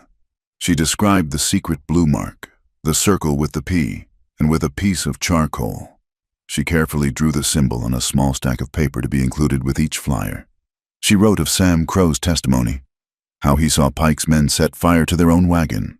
She wrote of Finn Quinn's courage, how a boy had risked his life to bring forth the truth, and how he had been shot by a man hiding in the rocks. At the bottom of the page, she set the final, damning lines. She wrote that this testimony was sworn and true, and beneath that, she set the name of Dr. Lillian Ames, a name that carried the weight of integrity and honor. Sam took the first composed plate and locked it into the press. He inked the rollers, laid a sheet of paper, and pulled the great lever. The machine sighed and pressed down. He peeled the paper off. It was a thing of stark, undeniable power. The words were black and sharp, a weapon made of ink and truth. As they worked, printing sheet after sheet, Sam grew restless. He told them he needed to see what was happening in town, to listen. He slipped out into the darkness and was gone for what felt like an eternity. When he returned, his face was ashen, his eyes wide with a new urgency. He told them their time had run out. Harlan was not even waiting for the public hearing. That very night, a special train car was being loaded at the rail spur. It was filled with goods, crates marked with the railroad's insignia. Harlan was telling everyone it was a shipment of irrefutable evidence, items recovered from a Lakota camp. But Sam had seen Pike's men loading it, had seen the same blue mark on the crates. It was another lie, a final, spectacular piece of theater designed to inflame the coming cavalry and seal the fate of Mazaska's people forever. They were not just exposing a past crime. They had to stop one that was happening right now. The rhythm of the press quickened. They worked with a desperate, frantic energy, the stack of flyers growing with every pull of the lever. They had to wake the town before Pike's train could roll. In the hour before dawn, the darkest and quietest time, they became insurgents. They split into two teams. Chaska and Sam moved with a stealthy speed, while Maeve and Dr. Ames followed, their arms laden with the flimsy sheets of paper that felt as heavy as stone tablets. They moved down the main street and through the alleys, a silent army of four. They tacked the flyers to the door of the saloon, on the window of the mercantile, on the raw lumber of the new buildings. Maeve herself, with a feeling of grim satisfaction, pressed one firmly to the wood of the new telegraph pole, that symbol of Pike's power. They retreated to the shadows of the livery to watch the town wake up. The first man to see a flyer was a blacksmith's assistant on his way to light the forge. He stopped, read it, and his face, illuminated by the rising sun, was a study in confusion, then dawning anger. He did not tear it down. He folded it carefully and put it in his pocket. A few minutes later, one of Pike's railroad foremen saw one on the saloon door. He glanced around, then ripped it from the wood, crumpled it in his fist, and threw it into the mud. The scene was repeated all over town. People gathered in small, murmuring groups. Some read with grim faces, others shouted, calling the flyers lies. The words, the simple black ink on white paper, had fallen into the heart of Ash Hollow, and the town was beginning to fracture along the fault lines of conscience and fear. The sun was fully up now, casting long shadows down the dusty street. Their work was done. The truth was loose in the world. They had struck a blow with words, but they all knew that Pike and Harlan would not answer with words. Their answer would come with the setting of the sun, on a railroad car filled with lies, and it would be an answer written in violence and fire. The sun set on a town holding its breath. The flyers had done their work. They had not united the people, but divided them, forcing a choice between a comfortable lie and a dangerous truth. As darkness fell, a raw, gusting wind swept down from the high plains, kicking up dust and rattling the window panes of the silent houses. It was a hunter's wind, a wind for a final reckoning. Under the cover of that restless night, The four allies met for the last time in the deep shadows of the livery stable. Their plan was desperate, a gamble against a stacked deck. Chaska and Sam Crow would move toward the rail spur, where a handful of broke and intimidated railroad workers were being forced by Pike's foreman to act as a staged raiding party. Their job was to free those men, to turn coerced actors into willing witnesses. Maeve and Dr. Ames had the second, more perilous task. They had to get to the sealed train car, the one Pike and Harlan called their evidence, and mark it for all to see. They moved separately through the darkness, two pairs of ghosts on a mission to haunt the guilty. The rail yard was a maze of tracks and silent cars, the air thick with the smell of coal smoke and hot iron. A single engine hissed steam under the weak light of a few yard lamps, preparing to move the car of lies. Maeve and Dr. Ames found the car on a siding, a dark, windowless box guarded by a single, bored-looking deputy. They circled around, using a line of freight cars as cover, and approached from the blind side. Maeve's heart was a frantic drum against her ribs. She carried a shielded lantern and a piece of charcoal. In her pocket was a signal flare, a bright red firework salvaged from the railroad's emergency supplies. While the doctor kept watch, Maeve hoisted herself up onto the coupling between the cars. She held the lantern close to the wood. There it was, faint but unmistakable in the yellow light. The stenciled blue circle with the letter P, Pike's secret mark, the signature of his crime. She worked quickly, her fingers numb with cold and fear, sketching the symbol and its location on a spare flyer, her charcoal scratching loudly in the tense silence. She needed proof that could be seen from a distance. Meanwhile, Chaska and Sam had reached the small camp where the captive workers were being held, just beyond the edge of the yard lights. Pike's foreman and two other hired thugs stood guard, passing a bottle between them. The workers, a half-dozen men with the gaunt, hopeless faces of the truly destitute, huddled around a small fire. Chaska did not attack with sound and fury. He and Sam moved like the wind itself, two dark shapes detaching from the deeper darkness. There was a sudden, muffled scuffle, the grunt of a man taken by surprise, the thud of a body hitting the hard ground. Before the others could react, Chaska was on them, moving with a fluid, disabling economy. Sam Crow. His fear burned away and replaced by a cold, righteous anger. Disarmed the last man with a powerful swing of a heavy iron pry bar. The fight was over in less than a minute. Chaska spoke to the freed workers, his voice low and urgent. He did not command them. He offered them a choice. They could run, or they could stay and see justice done. They stayed. Back at the train car, the engine gave a loud hiss of steam and jolted forward. The car was being moved. Maeve almost lost her footing, scrambling to get down before she was crushed. The car was being coupled to the small engine, ready for its journey. It would be taken to the main line, and then onto the territorial capital, where Pike's lies would become official history. There was only one chance left. The train had to cross a short wooden trestle bridge that spanned a deep, dry wash about 100 yards from the station. Maeve and the doctor ran, keeping low, their lungs aching in the cold air. As the engine began its slow, clanking journey out of the yard, Dr. Ames broke away, heading not for the bridge but toward the center of town, toward the tall, silent steeple of the church. Maeve reached the trestle and scrambled down the steep embankment into the darkness of the dry wash below. She looked up through the skeletal framework of the timbers.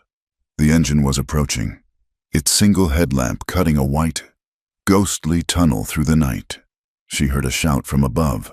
One of Pike's men, a bull of a man she recognized from the saloon, was riding on top of the car. And then she saw another figure leap from the embankment onto the tracks in front of the slow-moving engine.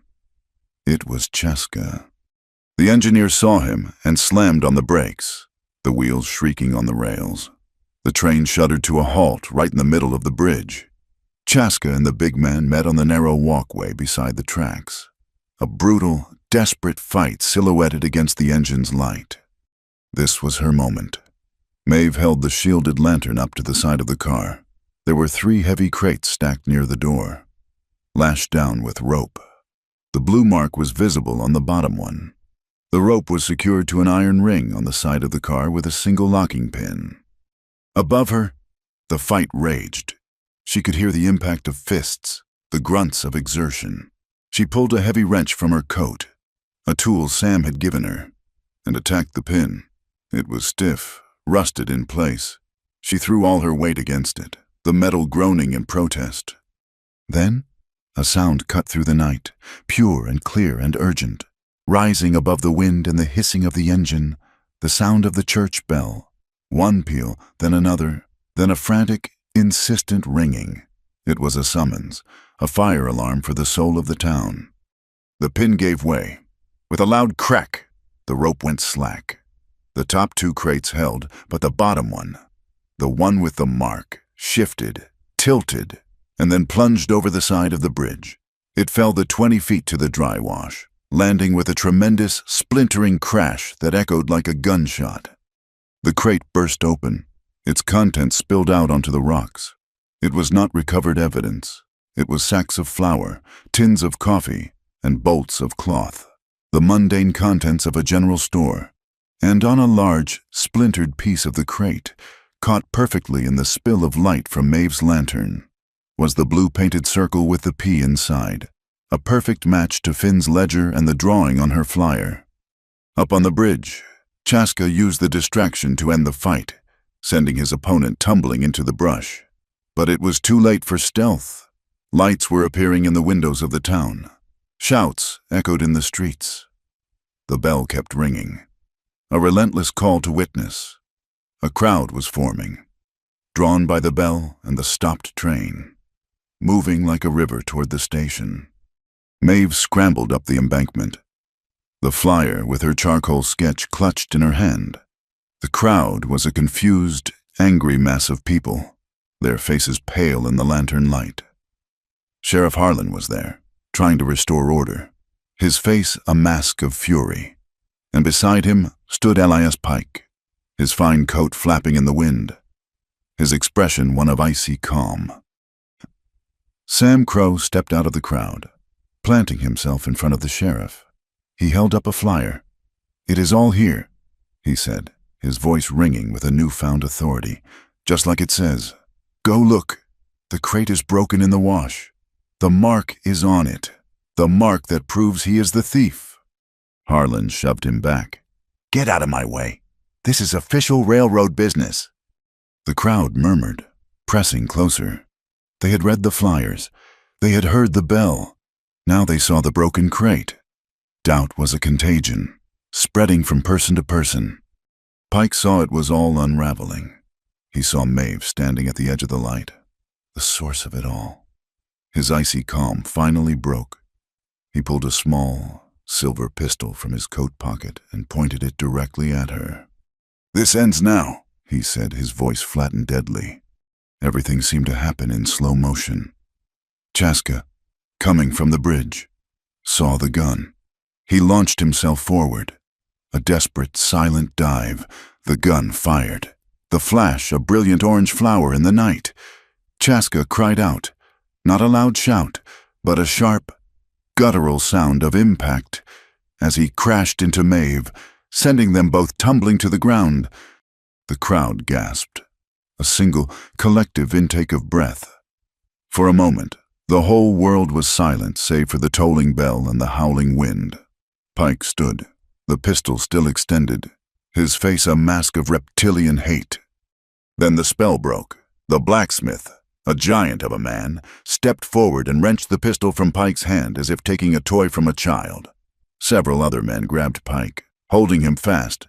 His power, built on fear and lies, had vanished in the flash of a gun. Harlan, his face white with terror, tried to back away, but Sam Crow stood in his path. "Your lies are over, Sheriff," Sam said, his voice quiet but carrying over the crowd. He pointed to the broken crate, then to the flyer.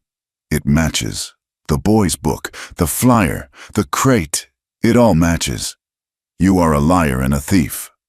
One of the deputies, A young, uncertain man who had always stood in Harlan's shadow looked at the evidence, at the crowd, at the captured Pike, and made a decision. He walked up to Harlan. "Clay," he said, his voice shaking but firm. "Give me the badge." Harlan stared at him, his mouth opening and closing, but no words came out. The deputy reached out and unpinned the tin star from Harlan's vest. He held it in his palm, the symbol of a law that had been bought and sold, and was now, finally, being reclaimed. The crowd watched, silent and grim. Justice had not come from a judge or the cavalry. It had risen from the mud and dust of their own street, summoned by a bell, and paid for in courage. The gunshot's echo was swallowed by the sudden, profound silence of the crowd. For a heartbeat, the world was a frozen tableau. Pike held fast by angry men, the deputy holding the tarnished star, and Maeve on the hard, cold ground with Chaska's dead weight pinning her down. Her first thought was a white flash of terror, not for herself, but for him. He had taken the bullet meant for her. Then he groaned, a low, pained sound that was the most beautiful thing she had ever heard. The bullet had not been a clean miss. It had torn through the thick muscle of his arm, a searing path of fire, but it had not found bone or his heart. Dr. Ames was at their side in an instant, her authority a tangible force in the chaos. "Help me get him to my office," she commanded, and hands that had moments before been clenched in anger were now gentle, lifting Chaska with a care that transcended the divisions of the last weeks. The spell of violence was broken. The town of Ash Hollow, which had been a tinderbox of rumor and hate, had seen the truth in a flash of gunpowder. Pike offered no resistance as the blacksmith and 2 railroad hands bound his wrists. His arrogance had shattered, leaving only a hollow, venomous shell. Harlan, his face the color of old dough, allowed the young deputy to lead him away to the jail cell he himself had so recently filled. The law, however crude and impromptu, was taking its course. The days that followed were quiet, possessed of a strange, fragile peace. The wind died down, and the sun shone on a town that was looking at itself in a new and uncomfortable light. Pike was gone, taken away by a pair of grim federal marshals who had arrived on the morning train, summoned by a telegraph message from the acting deputy. Harlan remained in his cell, a deflated tyrant awaiting the arrival of the circuit judge. The great oppressive weight of their power had been lifted, and in its absence, the people of Ash Hollow began to breathe again. Maeve spent most of her time in the small, clean infirmary Dr. Ames maintained behind her office. Chaska's wound was painful but clean. The doctor had removed the bullet, and now healing was a matter of time and rest. Maeve changed his bandages, brought him broth, and simply sat with him, the silence between them more eloquent than any words. The shared ordeal had forged a bond that needed no sound. On the 3rd day, she went to the Quinn's boarding house. Nora Quinn met her at the door, her face etched with a sorrow that had aged her 10 years. She led Maeve upstairs to Finn's room. The boy was awake, pale and thin, but his eyes were clear. The fever was gone. He looked at Maeve, and his face crumpled with a shame that was profound and heartbreaking. "I am so sorry," he whispered, his voice weak. "I was a coward. I heard them talking, and I was afraid for my mother, but I should have said something." "You did say something, Finn," Maeve said softly, taking his hand. It felt as fragile as a bird's wing. "You brought the truth. You were braver than anyone." He gave a weak shake of his head. He had given a full, detailed statement to the deputy, confirming everything in Maeve's flyer and adding details only he could have known. He directed the deputy to a loose floorboard in his mother's room where he had hidden Pike's ledger. It was the final, irrefutable piece of evidence. His confession had sealed Pike's and Harlan's fates. Nora stood in the doorway, weeping silently, her tears a mixture of grief for her son's pain and a fierce, wrenching pride. The town, shamed and shaken, knew it could not wait for a distant judge to pass sentence on its soul. The young deputy, whose name was Miller, organized a town meeting. It was held in the saloon, the very room where Maeve had been mocked and threatened. But the atmosphere was different now. The air was not thick with smoke and malice, but with a somber, determined quiet. It was not a trial of Pike or Harlan, but a trial of the town itself. Miller stood on a crate and presided over the hearing. Sam Crow was the first to speak. He stood tall, his hands clasped behind his back, and told the assembly what he had seen. He spoke not with anger, but with a simple, unimpeachable dignity. When he finished, the silence was one of deep, collective shame. Then Dr. Ames spoke, her voice clear and precise. She explained the medical evidence of the staged raid, and she vouched for Maeve's character and the truth of the flyers. Finally, Maeve was asked to speak. She stood before the crowd, Pike's ledger and Finn's book in her hands. She did not raise her voice. She simply told her story. From the first overheard conversation to the final confrontation at the bridge. She looked at the faces before her, the same faces that had jeered at her, and she no longer saw a mob. She saw individuals, men and women who had been misled by fear and prejudice, and who were now, for the first time, seeing clearly. When she finished, the blacksmith stood up, his great soot-stained hands twisting the brim of his hat. "We were wrong," he said, his voice a low rumble. "We were wrong to listen to the hate. We were wrong to blame the Lakota. We were wrong to treat this woman with such disrespect." He looked directly at Maeve. "On behalf of the decent people of this town, I ask for your forgiveness." A murmur of assent ran through the room. The poison had been drawn. That afternoon, a temporary judgment was rendered, not by a man in a black robe, but by the consensus of the community. They drafted a formal petition to the territorial government, supported by the ledgers and the testimony, demanding the immediate prosecution of Pike and Harlan. More importantly, they passed a local ordinance, handwritten by Miller and signed by every man present. It guaranteed the right of safe passage and trade for the Lakota people through the Ash Hollow Valley. It explicitly forbade any form of incitement or hateful speech against them. The next day, Maeve saw a group of men, including the blacksmith, down by the creek that marked the old trading boundary. They were pulling up the old, weathered posts. They were replacing them with new ones, and they were painting them not a color of warning, but a bright, welcoming blue. The old lines were not being redrawn, they were being remade into a bridge. A few days later, a small delegation approached Maeve as she sat on the porch of the boarding house. It was the blacksmith, Nora Quinn, and the owner of the mercantile. They told her that the man who had owned the small, defunct newspaper had packed up and left town in the night.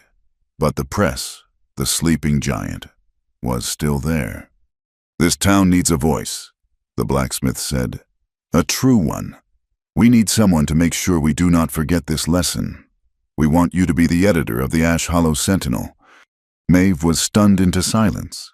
Her, the outcast, the plain-faced seamstress, the woman they had called ugly, to be the public voice of the town that had scorned her. It was a reversal so profound she could not quite grasp it. She looked at their earnest faces and saw that they were serious. A new life was being offered to her, a life of purpose and respect she had never dared to dream of. "I will do it," she said, her voice quiet but firm.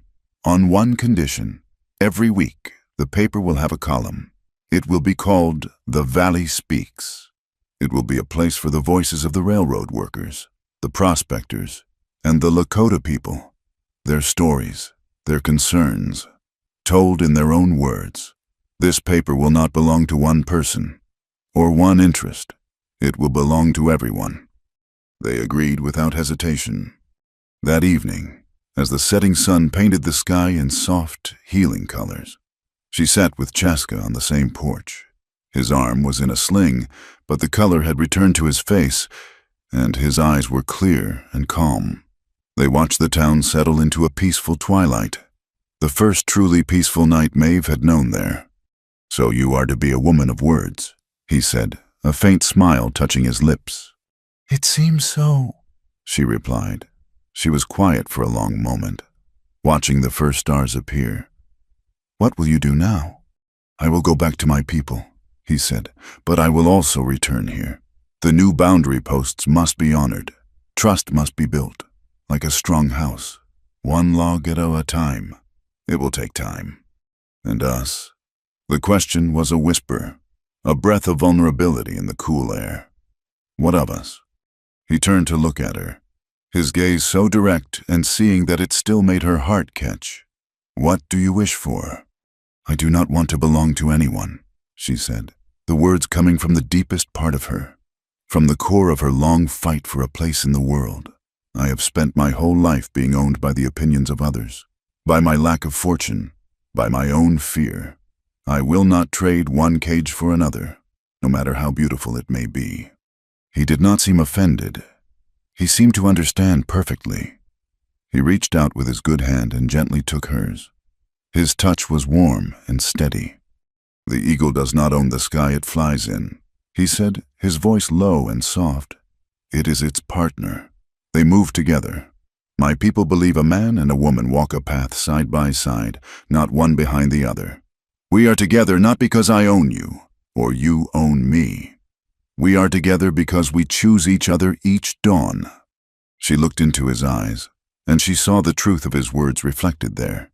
He did not want to possess her. He wanted to stand with her. The choice was not a single, binding promise made in a moment of passion. It was 1,000 small choices, to be made every day. It was a freedom more profound than any she had ever imagined. She leaned her head against his good shoulder, the rough buckskin soft against her cheek. The wind that blew through Ash Hollow no longer felt like a hostile force. It was just the breath of the land, a land that was finally beginning to know her name. The raw, high plains wind of autumn no longer felt like an enemy. It had a different voice now, a dry, rustling whisper that spoke of cured grasses and the coming promise of a hard, honest winter. It swept through an ash hollow that was slowly, painstakingly, learning to be a different kind of town.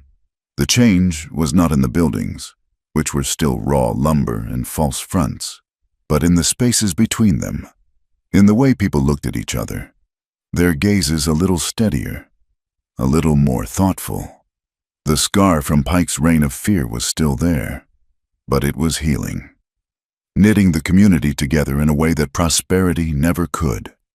Several months had passed, the season had turned, and with it, the fortunes of many. On the wide, sun-warmed porch of the Quinns' boarding house, a new and unlikely school had taken root. Each afternoon, Maeve gathered her students. They were a motley collection, the shy, freckle-faced children of the railroad Gandhi dancers, their hands still calloused from chores. And, to the astonishment of many, a handful of Lakota teenagers, including Untamed, they would ride in from the valley, their ponies left to graze with the town's horses, and take their places on the wooden benches, their initial stiff formality slowly melting into a quiet curiosity. Maeve was not a trained teacher, but she had a patient heart and a clear hand. She taught them their letters using charcoal on a wide, smooth plank of pine. She taught them to form words, to read the simple headlines from the newspaper she now so carefully crafted. They read of crop prices and weather reports, of a new blacksmith's apprentice and the birth of a child. There were no more stories of raids, no more whispers of savages. The words they learned were the words of a community, of neighbors. At first, the two groups of children had sat apart, separated by a chasm of history and suspicion. But the shared struggle of forming a difficult letter, the quiet triumph of reading a word aloud for the first time, these small things became a bridge. Soon, a railroad boy was showing Untamed how to write her name in the flowing script Maeve taught, and she, in turn, was showing him the Lakota symbol for horse, drawing it in the dust with a stick. Maeve watched them, and saw in their tentative interactions the fragile, hopeful blueprint for a different kind of future. Chaska did not live in Ash Hollow. His spirit was too deeply tied to the open land, to the rhythms of the seasons and the life of his own people. But he was no stranger. He had become a sought-after guide, a man whose word was his bond, whose knowledge of the land was unparalleled. Freight companies and survey crews now hired him, paying him a fair wage to guide them safely through the territory. It was a role that suited him, allowing him to be a bridge himself, a man who walked in two worlds and belonged fully to both. He ensured the new agreements were honored, that trade was fair, that misunderstandings were resolved with words before they could fester into conflict. His path often brought him back to Ash Hollow, sometimes for a night, sometimes for a week. He would spend time with Mazaska's people in the valley, and he would spend time with Maeve. Their relationship had settled into a rhythm as natural and unforced as the changing seasons. There were no grand declarations, no binding promises. There was only the quiet joy of his return, the comfortable silence as they sat on the porch in the evenings, the easy way his hand would find hers.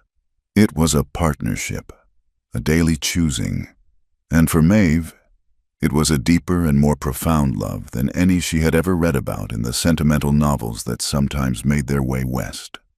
One morning, she stood on the porch alone, the crisp autumn air cool on her cheeks. The sun was just rising, flooding the valley with a clean, golden light. In her hands, she held the latest edition of the Ash Hollow Sentinel, the ink still faintly damp.